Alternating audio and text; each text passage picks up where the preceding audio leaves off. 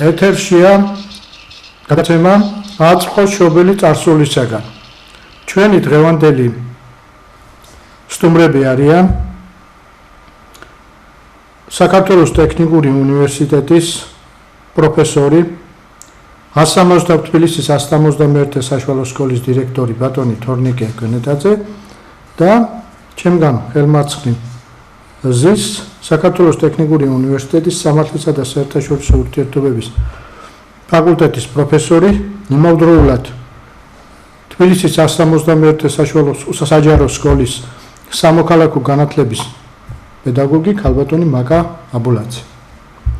ჩვენი საუბარი ჩემო ძვირფასო მეგობრებო, რა თქმა უნდა, შეეხება იმ საჭიროებო საკითხს, რომელიც არის დღევანდელ საქართველოში და არა მარტო დღევანდელ საქართველოში, მთელი მსოფლიოში, როგორც არის განათლების საკითხები, ზნეობის საკითხები, მორალის საკითხები და ჩვენი ქვეყნის განვითარების საკითხები. ანუ როგორ შეიძლება განვითარდეს ჩვენთან ის დარგი, რომელიც სასიცოცხლოდ აუცილებელია და რომელსაც ქვია განათლება და როგორი იქნება ჩვენი მომავლის შემდგომი განვითარება.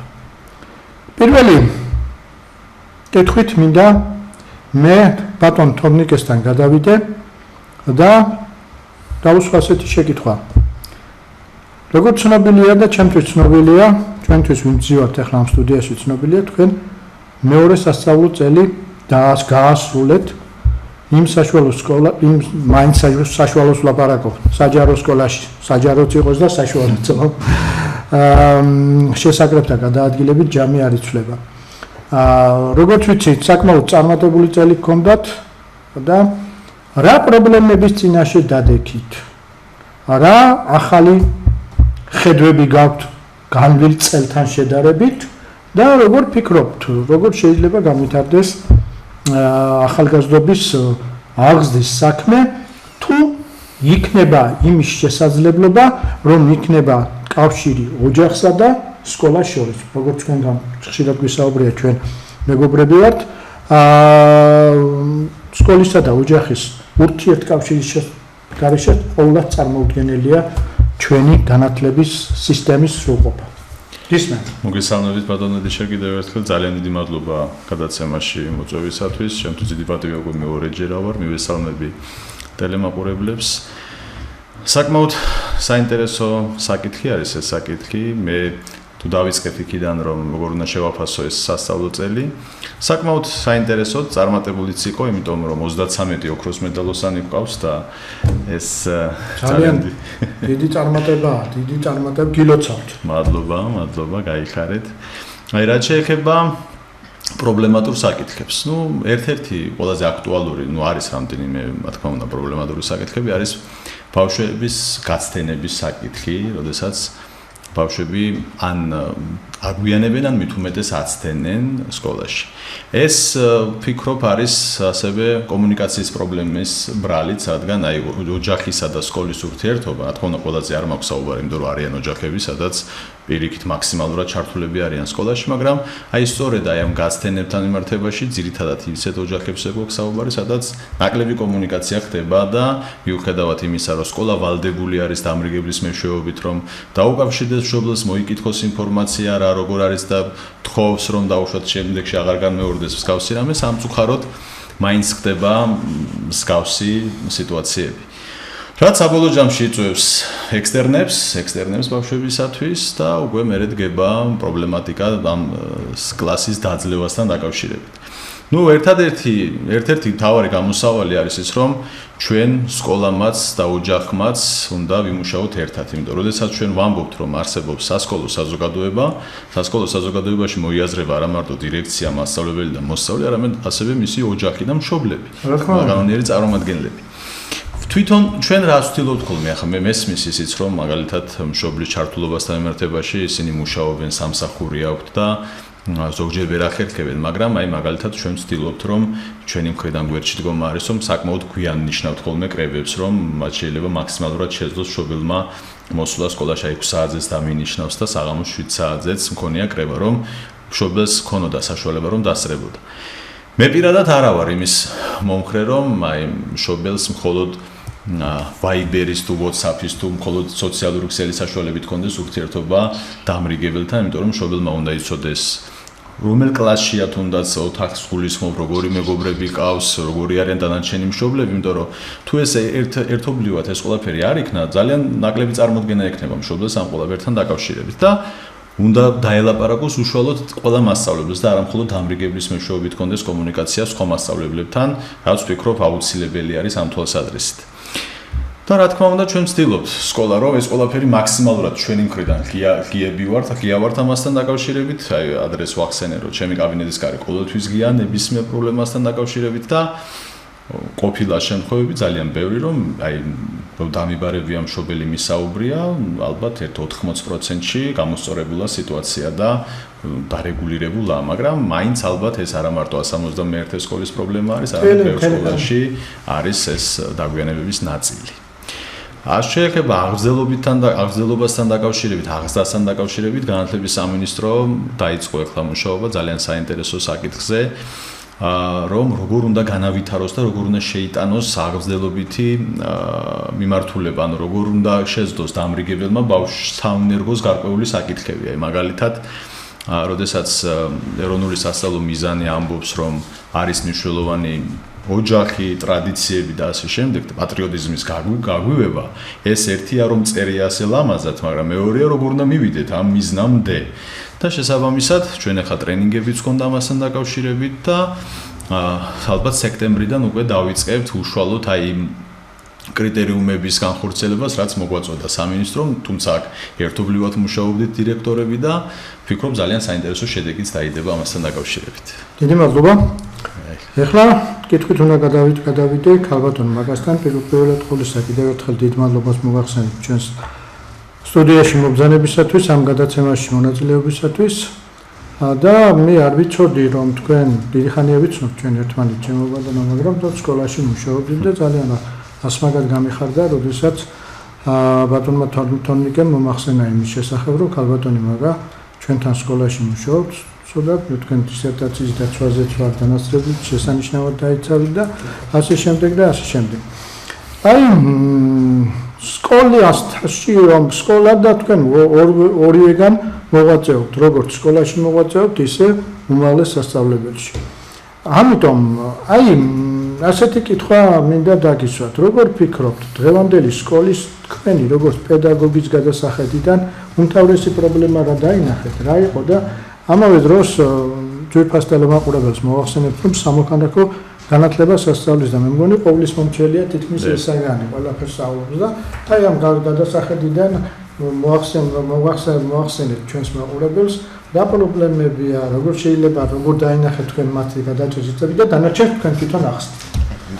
პირველ რიგში მეც მინდა მადლობა გადაგიხადოთ გადაცემაში მოწვევისთვის ბატონო ედიშერ, ჩემთვის მართლა ძალიან დიდი პატივია თქვენთან ყოფნა, ასევე მივესალმები ჩვენს მაყურებელს.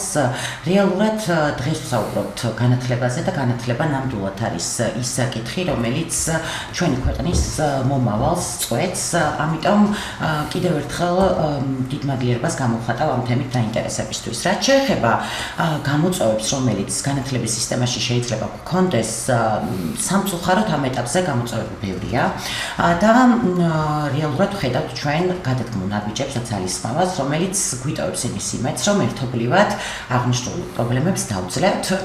პირველ რიგში ჩვენ კარგად უნდა გავიაზროთ ის, რომ სკოლა არის ადგილი, სადაც ყალიბდება პიროვნება აყალიბებს საზოგადოებას და საბოლოო ჯამში საზოგადოება გვიქმნის ისეთ ქვეყანას, რომელშიც ყველანი ვცხოვრობთ, ხო? და სამშობლო, აი ჩვენ ბატონმა თორნიკემაც ახსენა, რომ რაღაც გარკვეული საკითხები, რომელსაც სკოლა უნდა ახალისებდეს, თუნდაც იგივე პატრიოტული გრძნობების სამშობლოს მიმართ სიყვარული, ცალსახად რა თქმა უნდა გადამწყვეტად ყალიბდება სკოლაში. ამიტომაც რეალურად მნიშვნელოვანია რომ სკოლამ თავისი ფუნქცია სრულფასოვნად შეასრულოს, თუმცა დღევანდელ რეალობაში გამოწვევა პირველი ყველაზე მთავარი რასაც მე ვხედავ არის ის რომ სკოლის ასაკის მოსწავლეებს გაუჩნდათ ილუზორული დამოკიდებულება რომ მათ ინტერნეტიდან თუ სხვადასხვა სივრცეებიდან მიიღეს გარკვეული ინფორმაცია რომელიც საკმარისია და მათ აღარ სჭირდებათ საფუძვლიანად სიღრმისეულად გარკვეული საგნების შესწავლა. რაც რა თქმა უნდა საბოლოო ჯამში ჩვენი მხრიდან, მასწავლებლების მხრიდან საჭიროებს გარკვეულ ყურადღებას. რატომ? იმიტომ რომ საბოლოო ჯამში სკოლა რა თქმა უნდა არის ის ადგილი, სადაც ნამდვილად აი ადრე შეიძლება რაღაც არასწორი შეხედულება იყოს სკოლაზე, რომ იქ ჩვენ სხვა ინფორმაცია უნდა მიგვეღო, მაგრამ მთავარი დანიშნულება სკოლის არის ის, რომ ვისწავლოთ, როგორ ვასწავლოთ მოსწავლეებს, როგორ ისწავლონ. ამიტომაც ეს უნარი საბოლოო ჯამში მათ მთელი ცხოვრების განმავლობაში ძალიან გამოადგებათ და ჩემი აზრით სამუშაოა იმ მიმართულებით, რომ მოსწავლეებმა დაინახონ რა მხელა მნიშვნელობა აქვს მასწავლებლის გამოცდილებას და მის მიერ სწორად მიწოდებულ ინფორმაციას, იმიტომ რომ თანამედროვე სამყაროში თქვენ კარგად მოგეხსენებათ რომ გვაქვს სხვა ინფორმაცია და ამ სხვა ინფორმაციაში რა არის მართალი, რა არის ტყუილი, როგორ უნდა გავაკვლიოთ გზა, რა საბოლოო ჯამში საით უნდა წავიყვანოთ ჩვენი მსოფლმხედველობა რომ ჭეშმარიტებამდე მივიდეთ, არის საკმაოდ რთული და ამიტომაც ამაში თვალსახად რა თქმა უნდა გვეხმარებიან მასწავლებლები. ამიტომაც პირველ რიგში რაზეც ვფიქრობ რომ სამუშაო გვაქვს და ბატონმა თორნიკემაც ახსენა და მადლობა მართლა განათლების სამინისტროს, იმიტომ რომ არაერთი ტრენინგი დაიგეგმა აღნიშნულ თემასთან დაკავშირებით და ეს ტრენინგები ემსახურება ერთის მხრივ რა თქმა უნდა მასწავლებლთა გადამზადებას და მეორეს მხრივ იმ საჭიროებების კვლევას, რომელიც ზოგად საგანმანათლებლო დაწესებულებებს ამ ეტაპზე შესაძლოა ჰქონდეთ. ძალიან საინტერესოა თქვენი საუბრები, მე იმიტომ ბაზო ტელემაყურებლებმა მოვიწვიე ეს ორი პიროვნება ჩვენთან ეთერში, რომ მათ აქვთ პრაქტიკულად შეხება ბავშვებთან და ალაპარაკობენ, როგორც იტყვიან, ახლა ჩვენ ყველა ჩვენთან გაკითხული გვაქვს, მე ბებია ილიკო და ილარიონი პროპაგანდისტი რო შედის ჩემო ბატონო და ელაპარაკება ჩვენმა წითელმა არმიამ დაარტყა ასე გერმანელებს და ასე შემდეგ. ადმინდაო ეს პროპაგანდაო, ჩემო შენ მითხარიო დღევანდელი სიტუაცია როგორ არისო, ხო? აი აქედან გამომდინარე ამოვედით დღეს ჩვენ და უპირველეს ყოვლისა ჩემი აზრით, ახლა ჩემი გამოცდილებიდან გამომდინარე ხშირად მithmans რომ მე თვითონ პედაგოგების ოჯახში ვარ გაზრდილი, მამა ჩემი პედაგოგი იყო, დედა ჩემი პედაგოგი იყო, მეუღლე პედაგოგი იყო, 14 წელი სკოლის დირექტორის მოადგილედ ვარ ნამუშევარი და მე მთელი ცხოვრება ერთი სიტყვით ზარის ქვეშ ვარ, რო იტყვიან და ზარიდან ზარამდე რა. ხო არაცუდი გაგებით ვიცით ახლა შეიძლება სხვა ზოგიერთება სხვანაირად გავის ზარიდან ზარამდე ციხეზე ლაპარაკობენ და ასე შემდეგ. რა თქმა უნდა ხუმრობით. ბატონ თორნიკე, ახლა უპირველეს ყოვლისა ჩვენი აქილევსის ქუსლია მე როგორც ვიცი სახელმძღვანელოები. სახელმძღვანელოები არის ჩვენი აქილევსის ქუსლი.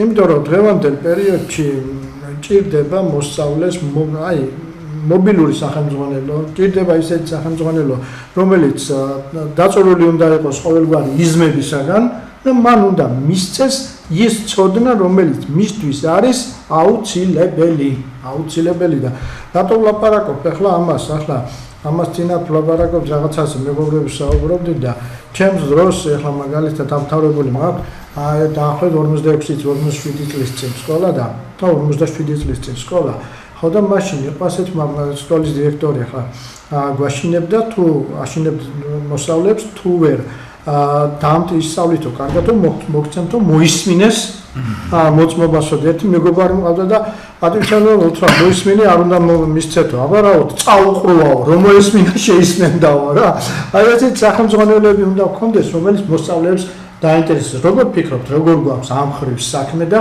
რა არის აქ გასაუმჯობელი იმიტომ რომ შენობის შენება იწყება საძირკვლიდან ისევია საძირკველი არის ეს სახელმძღვანელოები. გასაგებია.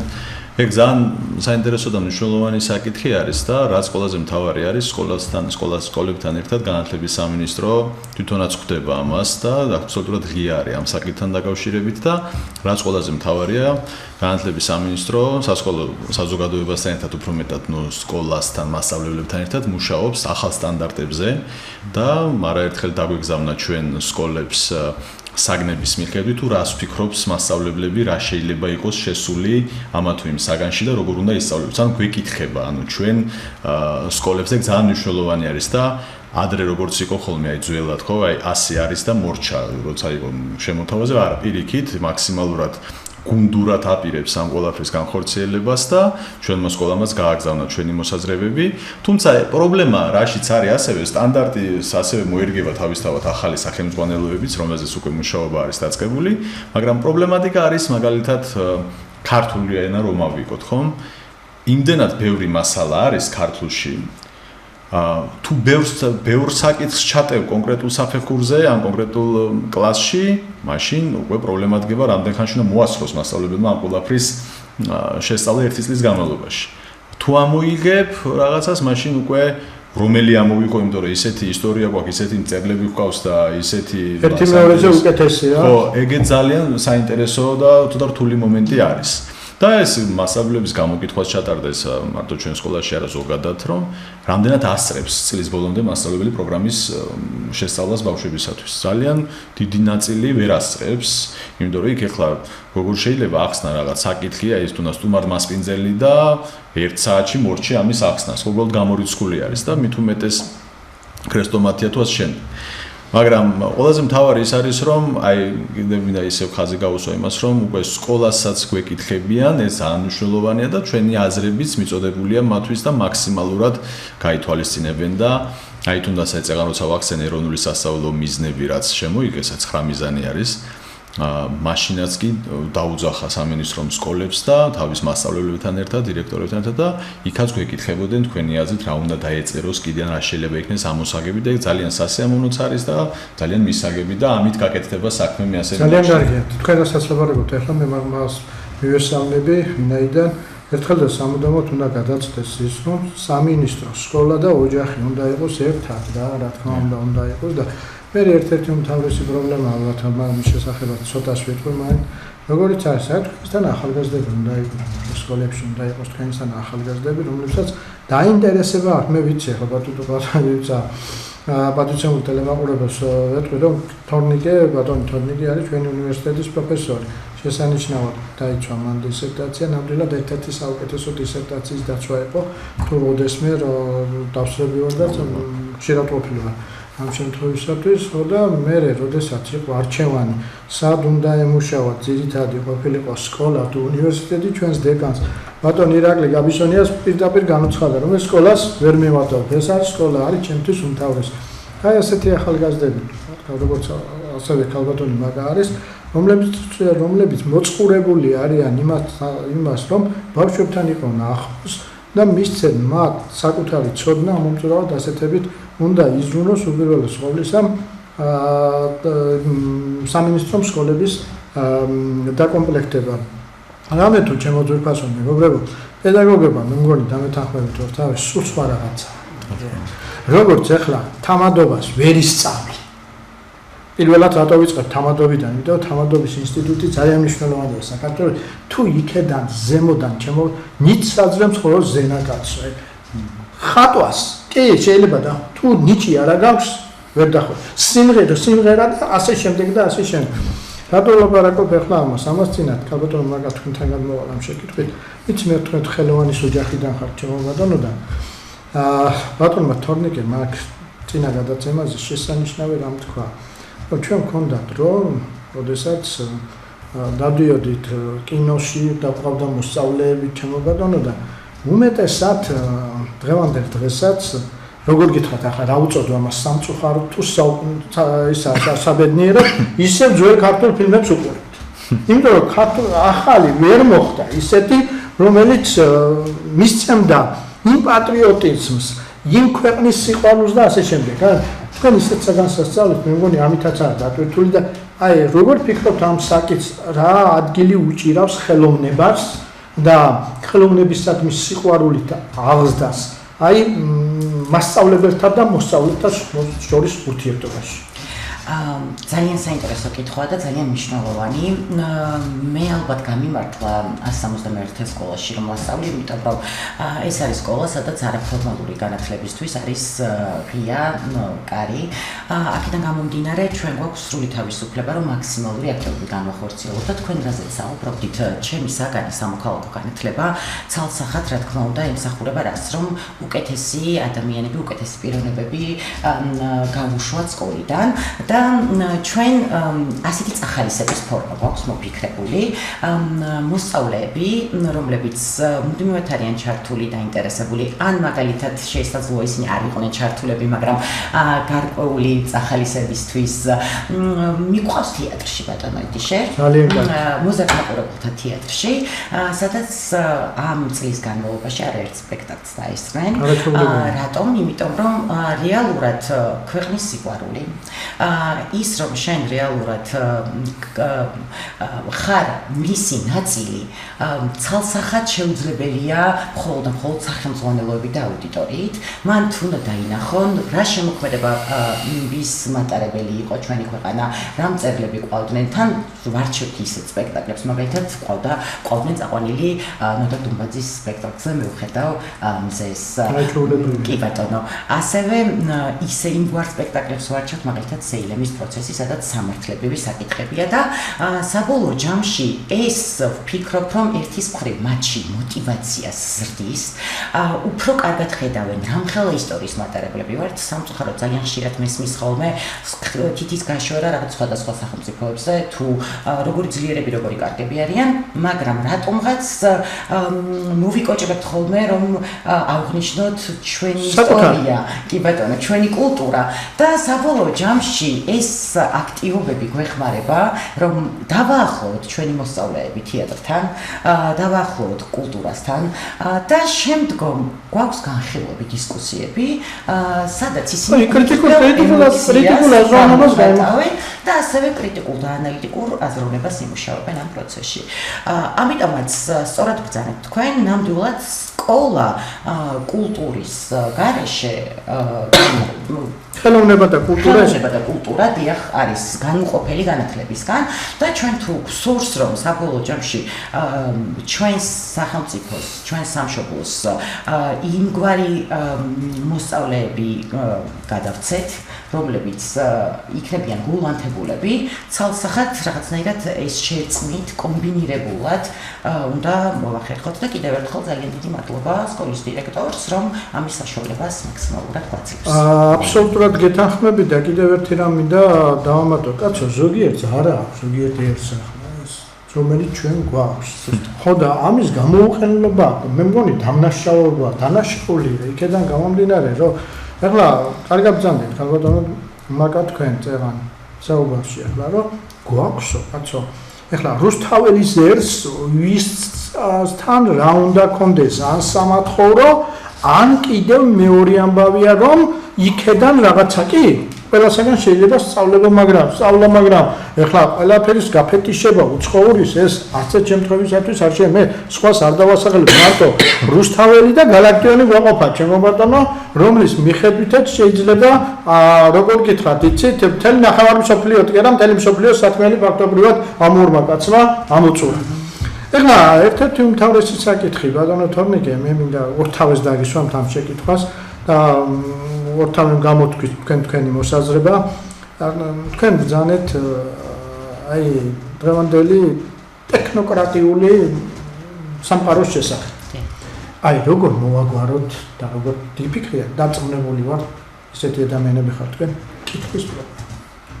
წინთან მისვლის პრობლემა. ეს უმთავრესი პრობლემაა დღევანდელ კაცო ისა რა ქვია ბუნებრივად მოდის ეს 7 თვის შვილი მყავს და ეს ტელეფონი სამას მე მისწორებს ახლა მგონი რა ესე იგი აბსოლუტურად იცის ყველა და უბრალოდ რაზეა ლაპარაკი თქვენ ძალიან კარგად ბრძანეთ მაგი ბაბუო ყველაფერია ინტერნეტში არის რატომ უნდა წავიკითხოთ წიგნიო ფაქტობრივად ამას ლაპარაკი აი რა თუ გაფიქრებული ხართ დაწმუნებული ვარ ამ საკითხის გარშემო და რა თუ არის რაიმე საშუალება რომ სკოლამ ოჯახმა ეს საკითხი და იგივე სამინისტრო გადაწყვეტოს ოპტიმალურად. Როგორ ფიქრობ?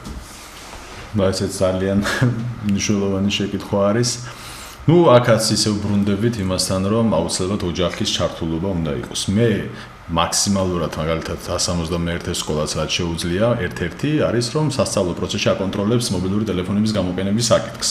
დაუშვებელია ისედაც კანონითაც საგაკვეთილო პროცესზე და ყველა ტელეფონი ინახება დამრიგებელთან, ან კომოდში ინახება, მოკლედ ბავშვს არ უნდა ქონდეს ეს ტელეფონები. მაგრამ ეს ახლა არის 9 საათზე იწყება სწავლა, მაქსიმუმ 3:30-ზე დამთავრდეს ხო, პირველი სულაზე მაქვს საუბარი. იმას იქეთ ხო ჩვენ ვეღარ შევდივართ ამ მდგომარეობაში. ახლა მშობლების კუთხით რომ წარმოვიდგინოთ, აი როგორ ვითარება ახლა დღეს, ხო? ოღონდ შენ დამშვიდი, ოღონდ შენ დაწნარდი, ახლა შენ ტელეფონი და მიდი რა დამასვენე რა. ესეთი ყველაზე ახლა თქმა უნდა არ მაქვს საუბარი, მაგრამ არის ესეთი პრობლემა. და რა თქმა უნდა ეს ბავშვი ეჩვევა იქ ვიდეოებს უყურებს, სხვადასხვა რაღაცებს, მათ შორის აზრიანსაც, მათ შორის არააზრიანსაც, აქ ძალიან ადგობილი არის რომ იტყვიან გონება ამ თვალსაზრისით. მე ერთი რაც მაქვს იდეად მომავალი წლიდან ვფიქრობ რომ სკოლაში ჩავატარო კონკურსი წიგნის კითხვასთან დაკავშირებით და აუცილებლად იქნება საჩუქრებიც. მე ესეთი მიდგომა მაქვს პირადად რა, მარტო სერტიფიკატი, აი დავწერე ასე სერტიფიკატი, მიეცა ამას და დაარტყი ბეჭედი მორჩა. აღარ არის ეს საინტერესო. ეხლა თუ აი წარმოვიდგინოთ, ეხლა სკოლას აქვს თავის სიგელი. და მივეცი კონკრეტულ პიროვნებას ეს სიგელი და იმან ისე სხვა კონკურსშიც მიიღო მონაწილეობა, სადაც ასევე იგივე სიგელი უნდა მივცე, ოღონდ უნდა შევცვალო, რაში მიიღო მონაწილეობა, ხო და თუ ბავშვს არ გაახარეთ, თუნდაც ელემენტარული რაღაცაც თუნდაც სუვენირით, სამახსოვროდ, ჩვენ გქონდა შარშან ხელწერის შეჯიბრი, ლამაზ კალიგრაფიის შეჯიბრი გქონდა. ბავშვებმა ვინც გაიმარჯვეს ამ კალიგრაფიის შეჯიბრში, ვაჩუქეთ ბლოკნოტი და მათი გრავირებით, სახელი და გვარით კალმები ვაჩუქე ბავშვებს. ბედნიერესი იყვნენ. მთელი ცხოვრება დაამახსოვრდა, მთელი ცხოვრების მანძილზე შეინახავენ. ნამდვილად, აი ეგ არის, რომ რაღაცა მცირეოდენი რაღაცა სუვენირი აუცილებლად უნდა მისცე ბავშვო კონდეს ეს ერთგვარი გვინდა არ გვინდა გარეგანი мотиваციაც არის რომ აი მე რაღაც განცდა მაქვს რაღაცას მივიღებ დამაფასებს უფრო მეტად სკოლა და ნუ ეხლა მე ყველა სკოლაზე არა მაქვს ალბათ ზოგს ფინანსურათაც შეიძლება ვერ კონდეს ამის მოგვარების საშუალება მაგრამ ყოველ შემთხვევაში აუცილებელი არის და შარშან მქონდა კალიგრაფიაზე, ახლა წელს აუცილებლად გავაკეთებ წიგნის კითხვასთან დაკავშირებით და სხვათა შორის დაწყებით ჩვენთან დაწყებით საფეხურზე, ძალიან აქტიური მასწავლებლები გვაქვს ჩვენ დაწყებით საფეხურზე და ბავშვებს რომ აძლევენ საკითხავ წიგნებს, მათ შორის თანამედროვე ავტორების, მე ხდება ხოლმე სკოლაში ვიწვევთ ამ თანამედროვე ავტორებს. და ბავშვები წინასწარ ჩამოწერენ და უშუალოდ შეკითხვებს, რომ წაიკითხენ, აი თქვა ის რატომ მოხდა ის, იქ რატო გადავარდა და უშუალოდ წყალში რაღაც ბავშვურად რა, რომ ავტორთან ერთად აქვთ ამის განხილვა და ეს ბავშვებისთვის ძალიან საინტერესო არის და ძალიან დიდი ფუფუნება არის, როდესაც რაღაც წიგნს კითხულობ და მის ავტორი მერე მოდი შენთან და გესაუბრება უფრო მეტად ღიად თავის დაწერილზე. მაგრამ ეს დაწყებითში, აი როცა რაც უფრო მეტად იზრდება ბავშვი და მოდის მაღალ ასაკში, მით უფრო მეტად რთულდება და უფრო მეტი პრობლემა ხდება. შესაბამისად ჩვენ კიდევ ერთხელ ხაზს გავუსვამ რომ მაქსიმალურად შევეცდებით რომ საინტერესო გავხადოთ, აი თუნდაც შეჯიბრების თვალსაზრისით, საგაკვეთილო პროცესზე მოთხოვნების თვალსაზრისით, მაგრამ თუ კი ოჯახმაც არ შეგვიწყო ხელი, მარტო სკოლის დროში ეს ვერანაირად ვერ მოგვარდება. ძალიან კარგი. ქალბატონ მაკას იგივე კითხვით მიმართავ, ოღონდ ერთ ხელოვნებაზე ვინაიდან მქონდა საუბარი, ერთ ჩანართს გავაკეთებ დიდ რეჟისორს სტანისლავსკის თორსტები აქვს ასეთი სიტყვები ნათქვამი. ბავშვებისათვის სცენაზე უნდა ითამაშო ისე, როგორც დიდებისათვის, ოღონდ ცოტა უკეთო. როგორ ფიქრობთ ახლა ამ გადასახედიდან, რაც რაზეც ბატონმა თორნიკემ ისაუბრა, აი როგორი უნდა აღზარდოთ წინგთან, როგორ უნდა მივიყვანოთ ბავშვი, რომელსაც წაიყვა იქა იმ თეატრში, გნებავთ ფილმის საყურებლად, გნებავთ კონცერტის, ოპერის საყურებლად, რომ მან აღიქვას ის, რასაც ხედავს, ოღონდ აღიქვას იმ ფერებში, რომელშიც აღსაქმელია სინამდვილეში. როგორ ფიქრობთ, როგორ უნდა მივიდეთ აქამდე? საკმაოდ რთული საკითხია, ალბათ მე არ მექნება უნიკალური რეცეპტი აღნიშნულ თემასთან დაკავშირებით, თუმცა მგონია რომ იმის ახალისება რომ წიგნთან ურთიერთობა არის სულ სხვა და იგივე სხვა ბედნიერებას განიჭებს, რატომ აი ხო ჩვენ ხედავთ რომ სხვადასხვა ელექტრონული სახელმძღვანელო არის ჩატვირთული, მეტიც არათუ სახელმძღვანელო უკვე აუდიო ვერსიებია და თავიდან ბოლომდე ადამიანი ზარმაცდება, ცდილობს რომ გაიმარტივოს საქმე, თუმცა ის ურთიერთობა, რომელიც სახელმძღვანელოს და ადამიანის შორის წარმოიშობა, არის მართლა უნიკალური და ვერაფერი ვერ ჩაანაცვლებს. ახლა კითხვა თქვენი ზუსტად მდგომარეობდა რაში? რა უნდა გავაკეთოთ ამისთვის? ძალიან რთულია წინასწარ თქვათ მოსწავლეს წააკითხო გარკვეული ნაწარმოები, იმიტომ რომ მას როგორც თქვით, გარკვეული დაინტერესება უნდა ქონდეს. თუმცა აი იგივე მე ვხედავ ზეს, რომ ვახსენოთ, ბავშვები, რომლებიც იყვნენ სპექტაკლზე და დისკუსიისთვის ემზადებოდნენ, რამოდენიმესგან გავიგე, მოვისმინე, რომ მათ წაიკითხეს. ეს უკვე მიღწევა. დიახ, და ნახეთ, რეალურად კეთებით სწავლება არის განათლების სამინისტროსაც ეს გეზი აქვს აღებული და ესეთი თანამედროვე მიდგომა, რომ ჩვენ უნდა ვასწავლოთ კეთებით და იმ პროცესში თვითონ უნდა გაუჩნდეთ мотиваცია და თვითონ უნდა დაინახონ საჭიროება. რეალურად მოსწავლეს ცოტა სხვაგვარადაც უნდა შევხედოთ, მგონია, იმიტომ რომ მოსწავლე არის ის, ვინც ყველაზე მნიშვნელოვანია და მისი აზრი ნამდვილად არის გასათვალისწინებელი. გარკვეული შეხედულება რომ შეიძლება ვთქვათ ის ბავშვია, მას აქვს ჩამოყალიბებული, ეს უნდა გადავდოთ გვერდზე, ის არის მთავარი, მას აქვს უფლება მოусმინონ და მისი აზრი ძალიან ხშირად არის ხოლმე ძალიან მნიშვნელოვანი და როდესაც მოსწავლე ხედავს, რომ ის არის მთავარი პერსონა და მისით არის დაინტერესებული მასწავლებელი, სასკოლო საზოგადოების თითოეული წევრი, ის ცდილობს რომ გახდეს უკეთესი. ამ კონკრეტულ შემთხვევაშიც, როდესაც მოსწავლე ხედავს, რომ მისგან აქვთ მეტი მოლოდინები, ის ცდილობს რომ მის მოლოდინები გაამართლოს. და ამ კონკრეტულ შემთხვევაში მე ვიყავი ბედნიერად რაღაცნაირად გაქვირებული, რომ მათ თავისი ნებით ყველაზე მეტი ბედნიერება ალბათონო მაგას არის, რომ ის ურჩევნია მამულსა, რომ შვილის ჯობდეს მამასაო. ნებისმიერი პედაგოგისათვის ახლა სამივენი ჩვენ პედაგოგიური წევრების წარმომადგენლები ვარ და ახლა მე თქვენთან შედარებით და მეტი გამოცდილება მაქვს ამ ხრივ. იმაზე მეტი ბედნიერება რა არის? ვერ იცნობ მე ერთ სტუდენტს, ვერ იცნობ რა შეხვდება მოსწავლეს, ვერ იცნობ, მაგრამ ის რომ საზოგადოების სრულფასოვანი მოქალაქეა, კარგი მოქალაქეა, რომელსაც სამშობლო უყვარს, ქვეყანა უყვარს, მოყვასი უყვარს, ასე შემდეგ და ასე, ამაზე მეტი ბედნიერება პედაგოგისათვის არაფერი არ არსებობს. და თქვენ გამეორებდი ძალიან კარგი რაღაცები და ძალიან კარგი რაიმები ბრძანეთ თქვენ. აი პირადად მე მაგალითად დიდო სტარტის მარჯვენა იმ 47 წლის წინ, როდესაც მანახის ალბათ 46 წლის წინ და რა თქმა უნდა წავიკითხე დიდო სტარტის ამის შემდეგ ჩემდა უნებურად წავიკითხე, მოყვა თვარის მოტაცებაც, მოყვა ვაზის ყვავილობაც, მოყვა დავით აღმაშენებელიც და კონსტანტინე გამსახურდია თითქმის დამაინტერესა. ეს ფილმი ახლაც მიფიქრია ხშირად რომ არ მენახა მით უმეტეს გენიალური მსახიობების მონაწილეობით, მაშინ და გენიალური რეჟისორის და თავად კონსტანტინე იყო, ბატონი კონსტანტინე იყო სცენარის ერთ-ერთი ავტორი, ჩემო ბატონო, ალბათ ისეთი ვერ იქნებოდა, როგორიც არის. ახლა ერთი მნიშვნელოვან პრობლემას მინდა შევეხო კიდე. ეს პრობლემა მდგომარეობს მოსწავლის ჩაცმულობის პრობლემა. მე ყოველ შემთხვევაში ასე ვფიქრობ. იმიტომ რომ ახლა ლაპარაკობენ რაც მეტი ხნეში შევდის კაცი, უფრო მეტად რომანტიზირებულად ეჩვენება მისი წარსულია და მე მაშინ ვეთანხმები, მაგრამ ახლა მეორე ამბავი არის კაცო, ბავშვობა არის ერთხელ ცხოვრებაში, ხო? და ბავშვი უნდა იყოს ბავშვი.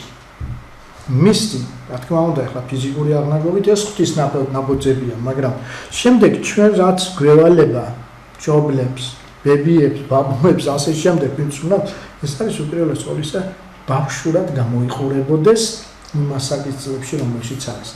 როგორ აგვაქვს ამ ხვის საქმე და ვიცი ცოტა ვერ აგვაქვს, კარგ გვარიანად მოიკოჭლებთ ამ საკითხში. როგორ ფიქრობთ? რა დაკვირვები ხო? მე ავლაბარაკობ ბატონებო, ახლა ბატონო მაგა და ბატონო თორნიკე, რომ რაღაცა გიმნაზისტის ფორმები და ასეთი რაღაცები, მაგრამ მე ვლაპარაკობ უბრალოდ სადა ფორმები, სადაც აი, ვიცით ამ ძინია ცხოვრება. დაუნდობელია. იქ მაინც იგრძნოს სკოლის მერცზე ბავშვმა თავი, რომ ის ჩემზე მეტი ნება მატერიალურად, ნება რაც გნებავთ ის და როგორ გიფიქრეთ ამაზე და თუ არის ეს აქვს რაიმე სამე გამოსავალი. უნდა თქვა ეს პრობლემა არის საკმაოდ დიდი, მაგრამ ნამდვილად შემიძლია ვთქვა, რომ 171-ში რა თქმა უნდა არის, მაგრამ ალბათ 10-15%, რომელიც ცოტა განსხვავდებიან. მაგრამ აქ რა სიტუაცია და რას ვაწყდებით, ხო?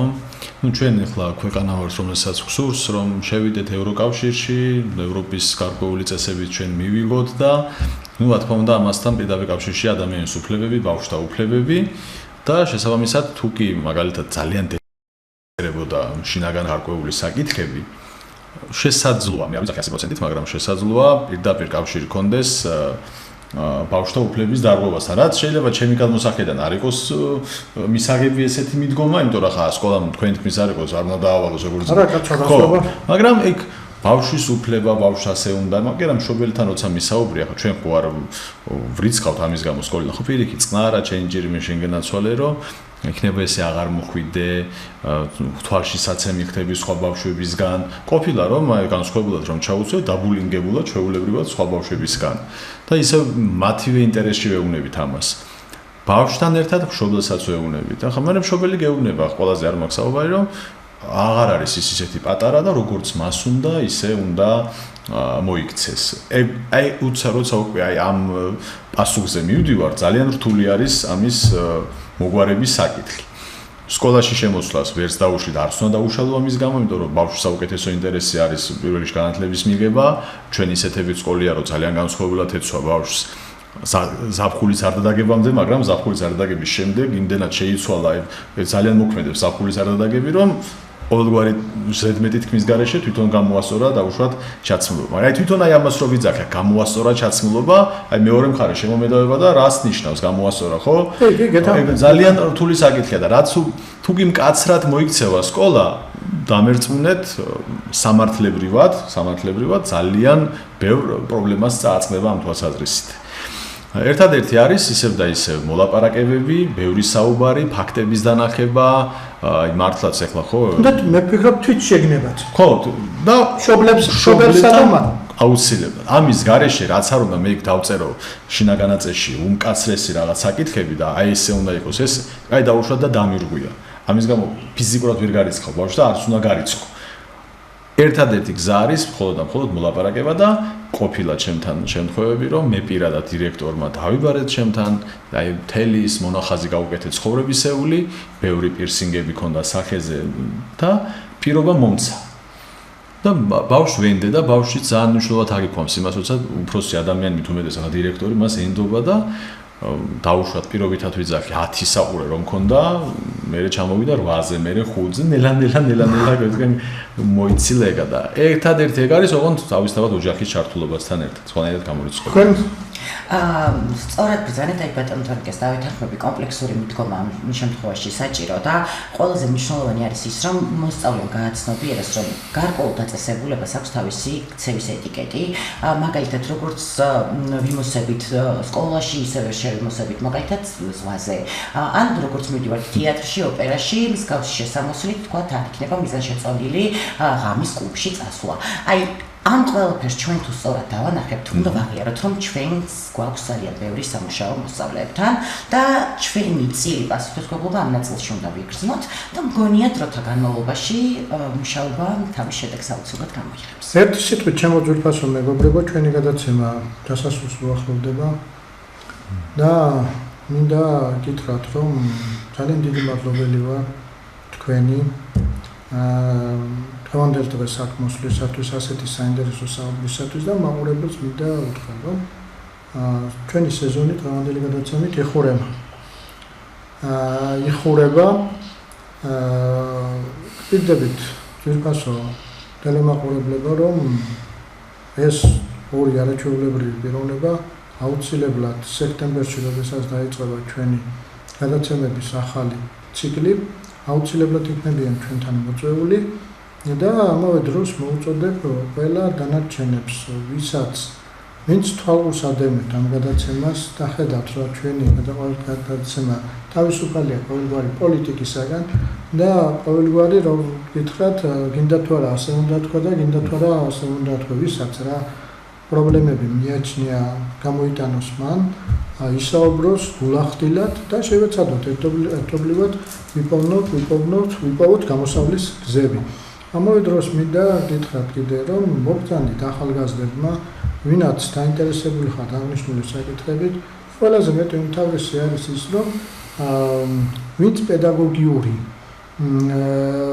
აღზრდის საკითხებით ბრძანდებით, გნებავთ, შეიძლება ეს იყოს მშობელი იყოს, გნებავთ ახალგაზრდა იყოს, გნებავთ ძველგაზრდა იყოს, შეგიძლიათ ჩემო ბატონო ჩვენთან დაკავშირება, მოსვლა, გასაუბრება და გასაუბრების შემდეგ გასაუბრება, ახლა გასაუბრება გამოცდას კი არ ვლაპარაკობ, რაღაცა საკითხების გარშემო მსჯელობა და ამის შემდეგ დავждეთ, ვისაუბროთ და რაღაცა ახლა მართალია ჩვენ ისა რა ქვია ქვეყანას ერთბაშად ვერ გავასწორებთ, მაგრამ როგორც ნატურის ხეს ფილმი ნატურის ხის ერთ-ერთი გმირი ლაპარაკობს, მე ვერ გამოვასწორებო და გავაგზელებ ძილსო, ასე ძილს ჩვენ არ ვაპირებთ, ხო? ჩვენ გვინდა რომ რაღაცა გამოსწორდეს და გაკეთდეს და უფრო მეტი მნიშვნელოვან წარმატებებს მივაღწიოთ, ვინაიდან ისეთ რთულ ტურბულენტურ ზონაში შევდივართ თანდათანობით მსოფლიოს განვითარების, რომ აქ გაუნათლებელი კაცი, აქ პროფესიის უქონელი კაცი, მით უმეტეს იმ პატარა ქვეყანაში, რომელსაც საქართველო ქვია, ვერანაირად ვერ გასწევს იმ უღელს, რომელშიც შეგმულია დღევანდელ ჩვენი ქვეყანა მსოფლიო პოლიტიკურ, ეკონომიკურ, სოციალურ ასპარეზზე. კიდევ ერთხელ დიდი მადლობა ჩემო დროებასო მეგობრებო ასეთი საინტერესო საუბრისათვის, ასეთი გამოცდილების გაზიარებისათვის და თითოეულ თქვენთაგანს გისურვებთ წარმატებებს როგორც პირად ცხოვრებაში, ისე პედაგოგიურ საქმიანობაში. მადლობთ ყურადღებისათვის. გადაცემაში იყო, ეთერში იყო გადაცემა 10 ხოშობილი წარსულისაგან.